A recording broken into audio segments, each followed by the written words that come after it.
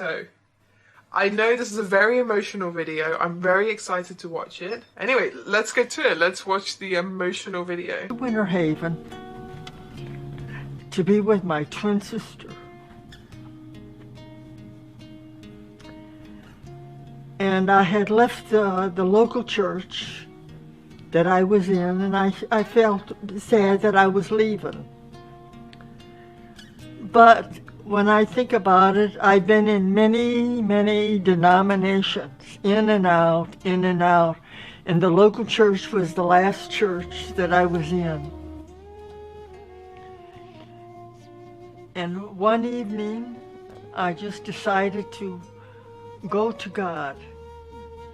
For no reason at all, I just went to God in prayer and asked Him that I wanted the truth, no matter what it takes. Well, I said this 3 different times, 3 different days. And then one night I was ready to retire when with the doorbell rang and my twin said, "Your daughter's here." And I says, "My daughter? Which one?" And she said, "Lou." So anyway, I went to greet her and came back, and I saw her, she was all covered differently. I'm an American citizen, born in a suburb of Chicago, Illinois called Evergreen Park. And both of my parents were born in Chicago, Illinois. My mother's side of the family was Roman Catholic, my father's side Protestant. I had mentioned to my daughter, "Oh, Lou, I've been praying for the truth, no matter what it takes." And I said this 3 different times. I returned to the United States and I went to my mother. I was praying constantly at my mother's house for guidance from God as to whether or not I should say anything to my mother about who I was or what I believed. I was praying actually to my God that if my mother's heart is ready to hear this information, then give me a sign. Let her come to me. If she comes to me and asks me, I will say something to her. Otherwise, I will remain silent. One afternoon, I was in the middle of my prayers. I was in prostration, and she walked into my bedroom and walked out. Because I saw her kneeling that night, and she was prostrated. And that seemed strange to me. 7 o'clock in the morning, my mother came to me, waking me up from sleep and asking me 2 specific questions.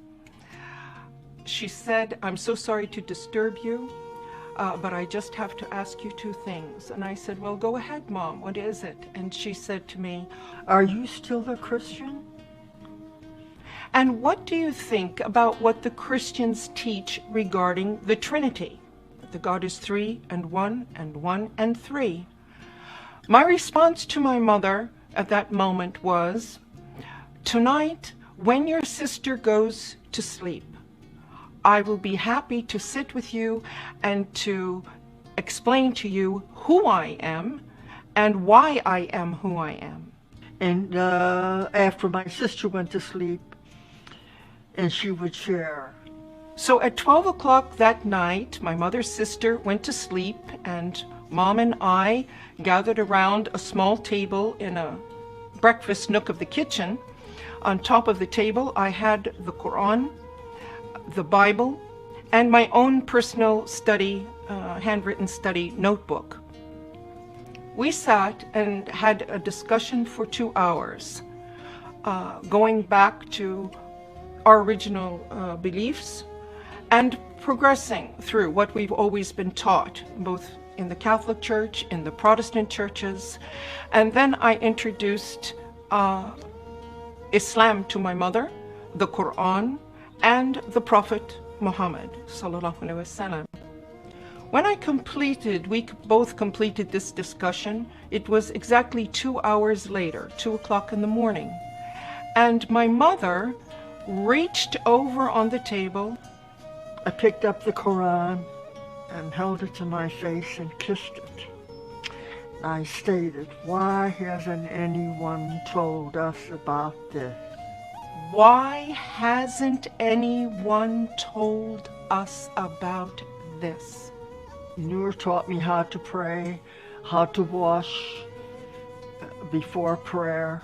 How to perform the correct body movements for ritual prayer, and encourage her to memorize the opening chapter or surah of the Quran, which is called the opening in Arabic, Al-Fatiha, and to memorize this in English. In English and some in Arabic.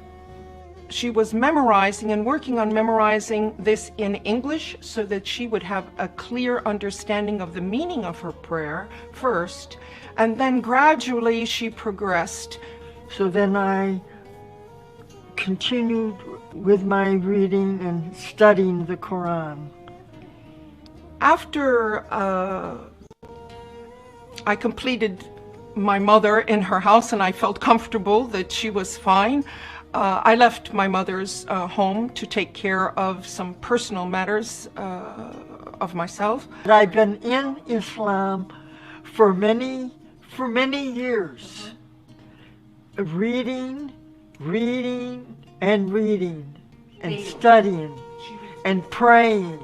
And then one night, Allah guided me to an ayat and a surah. And it mentioned this day.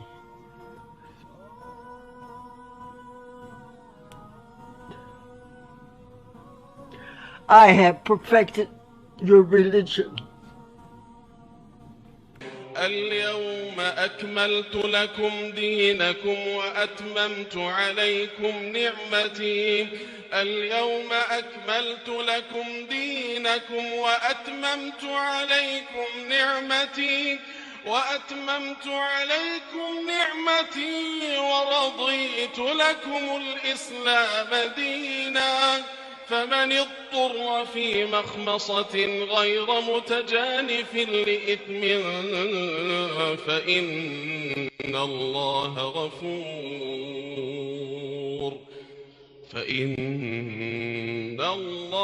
غفور رحيم.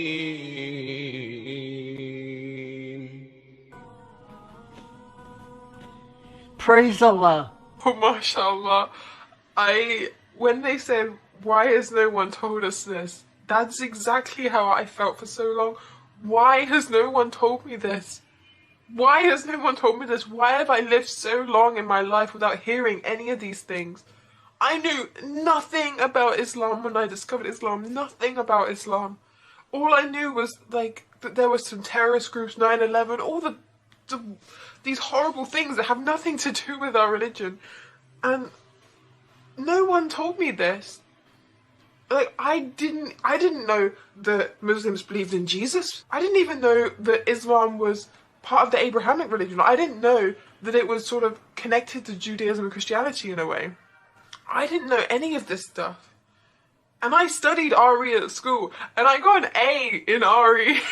I got an A in my RE GCSEs, and I didn't know any of this stuff. Oh, madness, seriously. It's our job as Muslims to spread the message of peace and love, bring people towards Allah subhanahu wa ta'ala, help them in their lives, help them guide them towards a straight path, inshallah. And it's our job to help people in this dunya who are drowning. It's our job to stop people from drowning. We need to do more.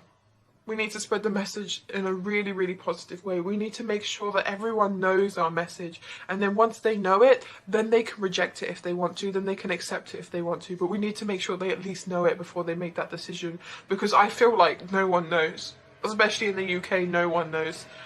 Just no one knows. Just no one knows at all. So it's our job to make sure people know.